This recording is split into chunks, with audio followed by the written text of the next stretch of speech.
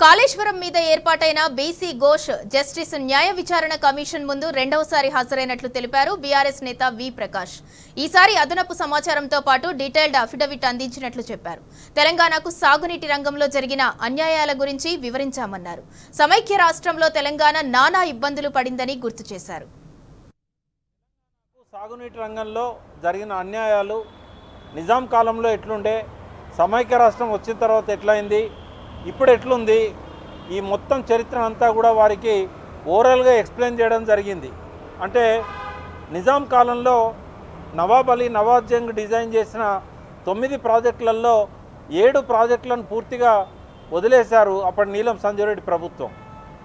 కృష్ణా గోదావరి బేసిన్లో ఉన్న 7 ప్రాజెక్టు ఒక 2 నిర్మించారు కానీ వక్రీకరించారు.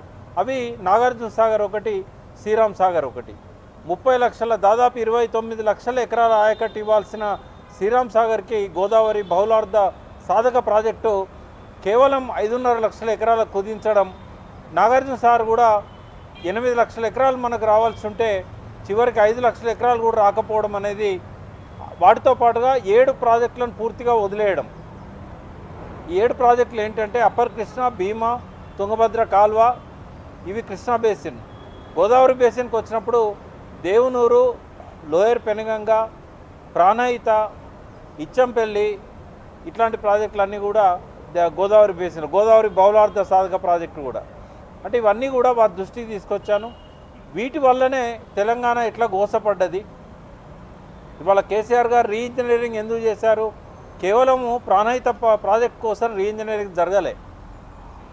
దుబాయ్, బొంబాయి, బొగ్గుబాయ్ అని చెప్పి ఉద్యమ కాలంలో ఆయన ఏదైతే చెప్పాడో, ఎక్కువ గోదావరి బేసిన్ నుంచే మన వాళ్ళంతా కూడా నిజామాబాద్, కరీంనగర్, ఆ మెట్పల్లి ప్రాంతం అంతా ఇవాళ గల్ఫ్ దేశాలకు పోయి బాధపడడం అంతా కూడా ఈ గోదావరి నీళ్లను మనకు వినియోగించకపోవడమే ప్రధాన కారణం. దానివల్ల ఒక పక్క వలసలు, రెండో పక్క రైతుల ఆత్మహత్యలు, మూడో పక్క ఉపాధి లేక చాలామంది నక్సలైట్లుగా మారి అక్కడ ఎన్కౌంటర్లలో చనిపోవడం. అంటే దాదాపుగా ఇటు రైతుల ఆత్మహత్యలు కానీ, బూడకప్ ఎన్కౌంటర్లలో చనిపోయిన వాళ్ళు కానీ, రియల్ ఎన్కౌంటర్లో చనిపోయిన వాళ్ళు కానీ మొత్తం కలిపితే 50,000 మందికి పైన ఈ చనిపోవడానికి సమైక్య రాష్ట్రమే కారణం. అందుకే నీళ్లు, నిధులు, నియామకాలు, ఈ 3 అంశాల మీద 14 ఏళ్ల పోరాటం తర్వాత మేము తెలంగాణ తెచ్చుకున్నాం.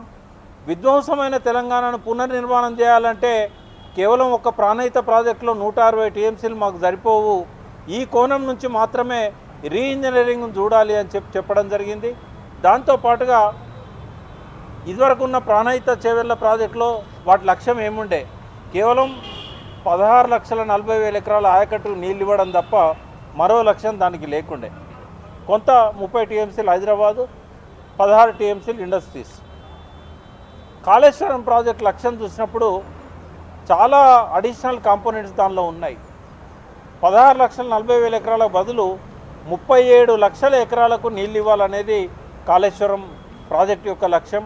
దాంతోపాటుగా నీళ్లు ఎప్పటికీ కూడా గోదావరి నిండుగా ఉండాలి, వాటర్ స్టోరేజ్గా గోదావరి ఉండాలి. దాదాపు 190 కిలోమీటర్లు గోదావరి సజీవంగా ఉండేటట్టుగా రీఇంజనీరింగ్ వల్ల సాధ్యమైంది.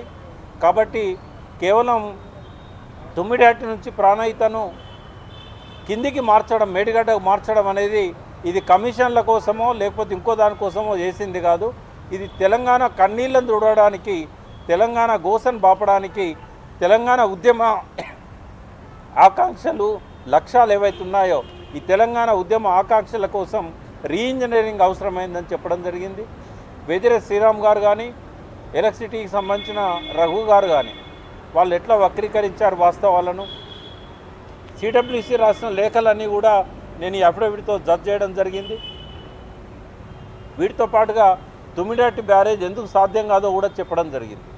అది టెక్నికల్గా అసాధ్యం, ఖర్చుతో కూడుకున్నది, అడిషనల్గా మనకు వచ్చే లాభం లేదు. 160 టీఎంసీలకు బదులు కేవలం 44 టీఎంసీలు వస్తాయి. ఇన్ని లోట్లు ఉన్నాయి కాబట్టే కేసీఆర్ గారు దాన్ని వదిలేశారు. దానికోసం ముందు ఎన్ని ప్రయత్నాలు చేశారో కూడా చెప్పాం. రాజశేఖర రెడ్డి గారు ఉన్నప్పటి నుంచి కిరణ్ కుమార్ రెడ్డి గారు కానీ, రోషయ్య గారు కానీ మహారాష్ట్ర ప్రభుత్వంతో వాళ్ళు ఎట్లా సంప్రదింపులు చేశారు, తుమ్మిడిహట్టి బ్యారేజ్ కోసం ఎట్లా సాధ్యం కాలేదు. తర్వాత హరీష్ రావు గారు, కేసీఆర్ గారు వీరు చేసిన ప్రయత్నాలు, తర్వాత ఇంజనీర్ల కమిటీ వీళ్ళంతా కూడా ఎన్నోసార్లు మీటింగ్స్ పెట్టుకోవడం, ఆ కరెస్పాండెన్స్ మొత్తం కూడా నేను ఇందులో పెట్టడం జరిగింది. వీటి వల్ల వారికి ఒక అవగాహన వచ్చే అవకాశం ఉంది. వాటితో పాటుగా ఏవైతే చెల్లింపులు జరిగాయని చెప్తున్నారో అక్రమంగా చెయ్యని పనులకు ఇట్లాంటి వాటికి కాగు దాని మీద ఆక్షేపణలు చెప్పింది. కాగు యొక్క ఆక్షేపణలకి జవాబు ఏదైతే రాష్ట్ర ప్రభుత్వం ఇచ్చిందో, రేవంత్ రెడ్డి ప్రభుత్వమే, ఆ 2 వాల్యూమ్స్ను కూడా వారికి ఇవ్వడం జరిగింది. జ్యుడిషియరీ కమిషన్ ముందు ఇవన్నీ ఇవ్వడం వల్ల వారికి పూర్తి అవగాహన వస్తుంది, మనకు న్యాయం జరుగుతుంది అని చెప్పి నేను భావిస్తున్నాను. చివరిలో 2 కోరికలు వారిని కోరింది ఏంటంటే, డ్యామ్ సేఫ్టీ అథారిటీ వారు బాధ్యతను సక్రమంగా నిర్వర్తించడం లేదు. ఈ బ్యారేజీల రక్షణ కోసం వారు వెంటనే రిపోర్ట్ ఇవ్వాలి. రెండవది మేడిగడ్డను సత్వరమే నిర్మాణం చేయాలి. ఈ 2 ఆదేశాలు ఇవ్వాలని చెప్పి కమిషన్ను కోరడం జరిగింది. సో మళ్ళీ 3వసారి కూడా వారిని కలిసే అవకాశం ఉండవచ్చు.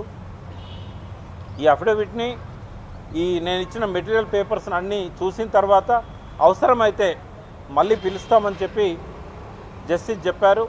కాబట్టి ఒకవేళ మళ్ళీ పిలిచినా కూడా ఎటువంటి అడిషనల్ ఇన్ఫర్మేషన్ కావాలన్నా ఇవ్వడానికి నేను సిద్ధంగా ఉన్నాను. నేను ఎటు కూడా బయాస్డ్గా లేను. నిష్పక్షపాతంగా ఎవరికో మేలు చేయడానికి కాకుండా తెలంగాణ ప్రజల కోణం నుంచి ఈ ప్రాజెక్టును కాపాడుకోవాలి. నిజంగా దోషులు ఎవరైనా ఉన్నట్టయితే తప్పకుండా శిక్షించాలనేదే నా ఉద్దేశం కూడా. అదే విషయాన్ని మౌఖికంగా వారికి తెలియజేయడం జరిగింది.